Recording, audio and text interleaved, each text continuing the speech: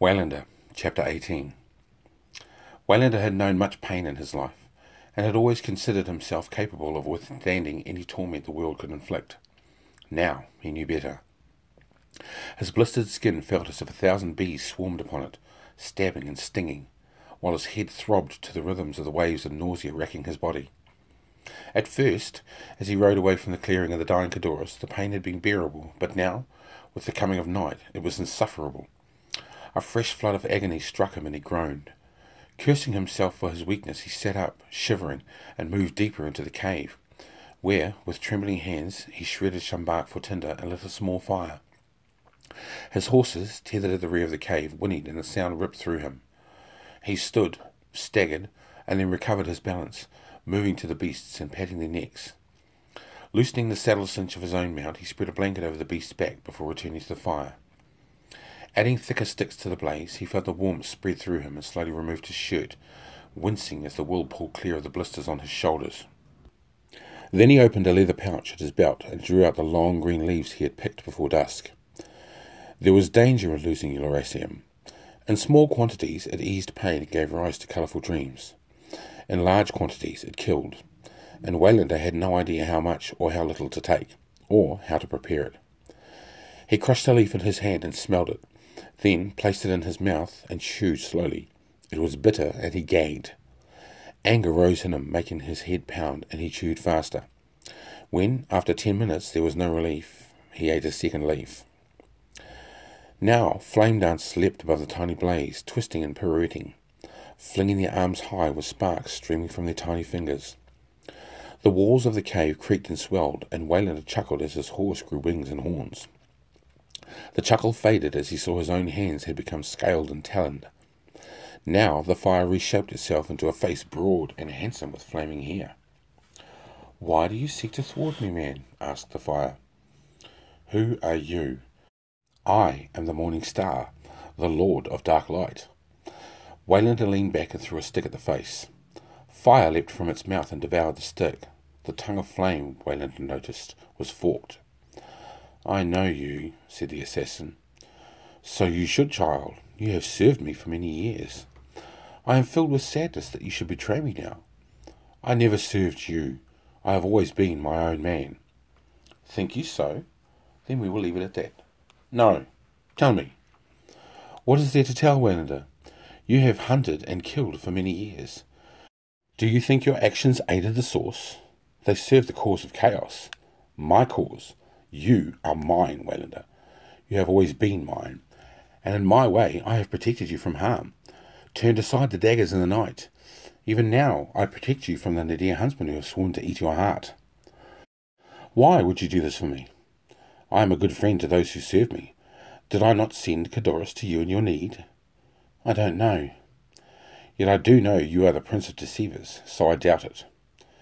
Harsh words, mortal, words of death, if I so choose. What do you want from me?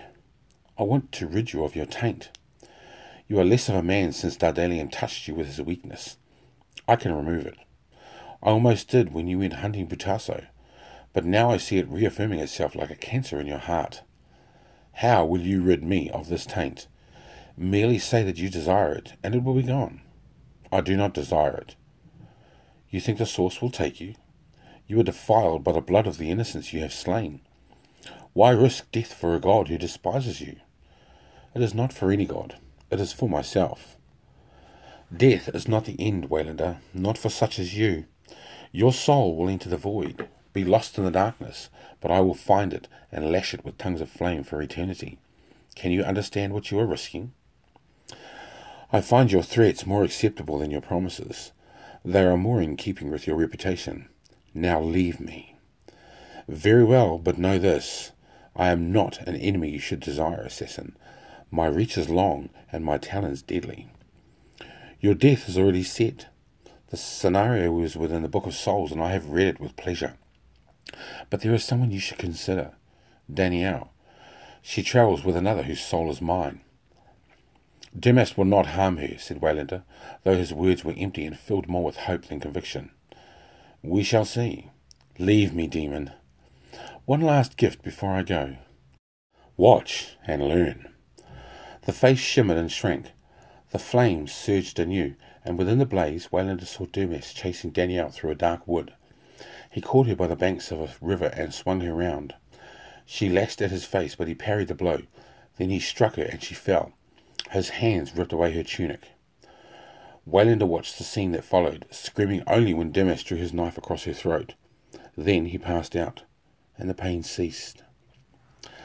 Dardalian and the 30 knelt in the open courtyard by the stables, their minds joined, their concentration honed, their spirits seeping through the timbers and gullies below the stable. The first rat was asleep, but its button eyes opened in alarm, and it scurried away as it felt the presence of man. Its nostrils quivered, but no scent of the enemy could be found in the dank air. It turned, filled with a terrible terror, squealed and ran for the open. More and more of its fellows joined it in the panic race for life. From gullies and drains and forgotten sewers, the rats poured out into the courtyard, drawn to the circle of priests. The first rat ran to lie beside Astilla, knowing only that here in the courtyard was an end to fear. Nothing could harm it while it lay thus, in the moon shadow of the man. Others followed it, and a great circle formed about the priests.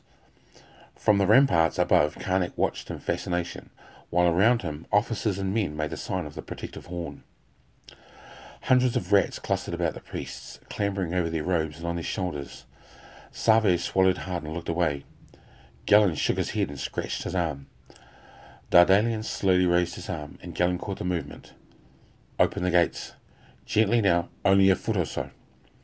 Gellin glanced up at the soldier on the gate tower. "What can you see?" "No movement from the enemy, sir." As silently as they could, the soldiers by the gate removed the bronze-reinforced bars from the gates and pulled them open. The first rat blinked and shivered as the comforting blanket of safety slipped away from him. He scampered towards the gates, and the horde followed. The night air was cool as the black mass moved down the hill and into the silent streets of Purdle town, then on to the market squares and the pitched tents of the Vagrian army. On flowed the rats, over cobbled streets and into the tents. One man awoke as a black rat scampered across his face. He sat up screaming and lashing out. Then a second one fell from his shoulder, landing in his lap with its teeth plunging into his thigh. Other screams filled the night as the rats moved on. Lunging men snapped tent poles and the white canvas billowed around them. Others ran from the streets to hurl themselves into the sea. A burning brazier fell and flames licked at dried canvas, while the eastern breeze fanned the blaze and sent it leaping from tent to tent. High on the Purdle walls, Karnak's laughter echoed in the mountains, as the sound of panic rose from the city below. "It's not often that visiting relatives are greeted with such a display," said Savage. Jonet chuckled. "Gods, what pandemonium," said Gellin. "Dardalian," he called. "Come up and view your handiwork." The priest in silver armour shook his head and led the 30 back into the hospital building, where Everest was waiting. "Mighty fine, young man," he said, grasping Dardalian's hand. "Mighty fine indeed. What can you do with cockroaches?" Dardalian grinned. "I think I'll leave that for another day, Everest, if you don't mind." Astilla, alert as always, caught Dardalian as he fell. "Carry him in here," said Everest, pushing open the door to his own room. Astilla laid Dardalian on the narrow bed and removed the silver armour, while Everest lifted Dardalian's wrists. "The pulse is strong. I think he's just exhausted. How long since he slept?" Astilla shrugged. "I don't know, surgeon, but I have only had 3 hours in the last 80. There is so much to do, so many wounded and dying. And then at night, I know, the Brotherhood stalks the darkness. We will not hold them much longer. Soon we will die." "How many of them are there?" "Who knows," answered Astilla wearily. "They have been reinforced. Last night we almost lost Barnia and Epway. Tonight, get some rest. You are taking on too much. It is the price of guilt, Everest. You have nothing to feel guilty about, surely." Astilla placed his hands on the surgeon's shoulders. "It is all relative, my friend. We are taught that life is sacred, all life. I once got out of bed and trod on a beetle. I felt somehow defiled. How do you think I feel tonight, with scores of men dying in the town below? How do you think we all feel? There is no joy for us here, and the absence of joy is despair." 6 men knelt before the shaman, 6 warriors with shining eyes and grim faces. Bodai, who had lost his right arm 2 years before, a Skadi whose spine was twisted following a fall from a cliff, Ninta, once a fine swordsman, now crippled with arthritis, Balakai, the blind, Nontung, the leper, fetched from the caves of Mathiga, Lenli, the possessed, whose fits grew more frequent and who had bitten off his own tongue in his terrible spasm. Chptr Khan, dressed now in a robe of human scalps, gave each man a draught of lurd, spiced with the herbs of the mountains. He watched their eyes as they drank, noting the swelling of the pupils and the dawning of incomprehension. "My children," he said slowly, "you are the chosen. You, whom life has robbed, you will be strong again, sleek and strong. Power will flow in your veins, and then, having tasted the strength, you will die, and your souls will flow to the void on a sea of joy. For you will have served the blood of your blood, and fulfilled in the dear destiny." They sat still, their eyes fixed on his. Not a movement came from them, not a blink, seemingly not a breath. Satisfied, Chptr Khan clapped his hands lightly, and 6 acolytes entered the cave, leading 6 grey timber wolves, muzzled and weary.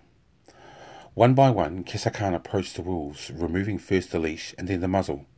He laid his bony fingers across their eyes, and each sat obediently where he led them, until at last all 6 were squatting before the crippled warriors.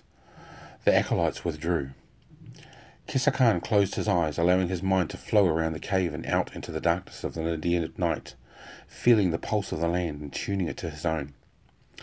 He felt the vast elemental power of the mountains rushing into his mind, swelling within him, seeking to explore the frail man-shell that held it. The shaman opened his eyes, stilling the adrenal surge within his veins. In this cave the assassin rested. His scent is upon the rocks. Your last memory must be of this man, this tall, round-eyed Drenai, who seeks to thwart the destiny of our race.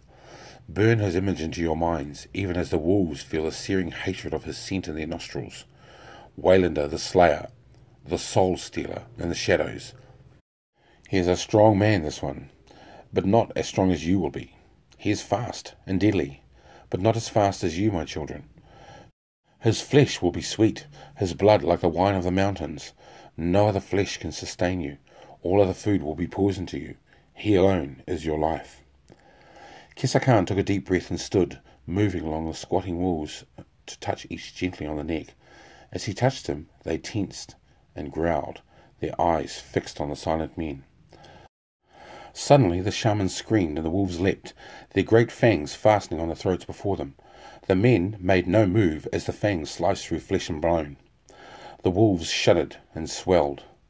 While the men shrank, their skin hanging in flapping folds, the wolves stretched, paws swelling into fur-covered fingers, nails darkening and curving into talons. Rib cages expanded, bloated with new muscle. Shoulders formed and the creatures loomed upright, dropping to the ground what appeared to be wizened sacks of old bones. "Turn to me, my children," said Chptr Khan. The 6 beasts obeyed him, and he felt the power of their blood-red eyes upon him, felt the full savagery of their stares. "Go forth and kill," he whispered, and 6 beasts padded into the night. After a while the acolytes returned. "Remove the bodies," said the shaman. "Can we call these things bodies?" asked the young man, his face ashen. "Call them what you will, boy, but remove them." Chptr Khan watched them depart, then built a fire and wrapped himself in a goatskin robe. The ritual had drained him, and he felt very old and very tired. There had been a day when only the strongest of warriors had been used, but that offended Chptr Khan. This was way better, for it gave a last glimpse of true life to men bowed by disaster. They would hunt Waylander and devour him. Then they would die. If they drank water, it would choke them. If they ate meat, it would poison them. Within a month they would starve to death. But they would have one last fine meal, as their great jaws closed upon the flesh of Waylander. Kayam sat silently listening to the reports. 68 men dead, 47 injured. 400 tents had been destroyed, and 2 warehouses burned to the ground, both containing meat and grain. One ship moored to the jetty had lost its sails in the blaze, but had otherwise survived intact. The rats, however, had infiltrated the remaining food stores and were overrunning the warehouses. Kayam dismissed the officers and turned to the black-cloaked figure beside him. "Restore my good human, Moides. Tell me once more how the Brotherhood is in sight of victory against the priests." Nemodes shrugged, his heavy-lidded eyes avoiding the general's gaze. The Brotherhood leader was a small, emaciated man with a thick, fleshy nose which seemed out of place on his thin features. His mouth was lipless, his teeth like tombstones. "3 of them died last night. The end is near," he whispered. "3? I lost 48. "The 3 are worth more than your scum," snapped Nemodes. "Soon they will lose the strength to keep us out, and then we will work on Karnak as we destroy Degas." "Your promises are as penguins," said Kayam. "Strong, but not lasting. Do you know how badly I need this fortress? Ironlatch has smashed our armies in the south and is advancing on Drennan. I cannot release men to stop him, because Eagle is still at large in Skultik, and Karnak holds this last fortress. I cannot lose, and yet I cannot win." "We will kill the renegade priests," Nemodes assured him. "Don't want them dying of old age, Nemodes. You promised me the fortress would fall. It did not. You promised me the priests would be dead. They live. You promised me Waylander. What bad news have you on this front?" "Codorus betrayed us. He rescued the assassin from an Nadir village where his death would have been certain." "Why? Why would Codorus do such a thing?" Nemodes shrugged. "It is beyond me. In all his life, Codorus never acted without self-interest. Perhaps he and Waylander struck a bargain. It matters not, for Codorus is dead. However, 9 of my brethren are currently approaching Raboas. They are the best warriors of my order, and that means the best on the continent, and always we have Durmast. I don't trust him. That's why he can be trusted. Greed is the spur, and that one will always sell to the highest bidder. You depress me, Nemodes. I do have some good news for you, General. I can scarce believe that. We have found the mountain entrance to the fortress, the route by which Karnak entered." Kane took a deep breath and smiled. "I want 1,000 men ready to march in 2 hours. "I shall see that it is done," promised Nemodes.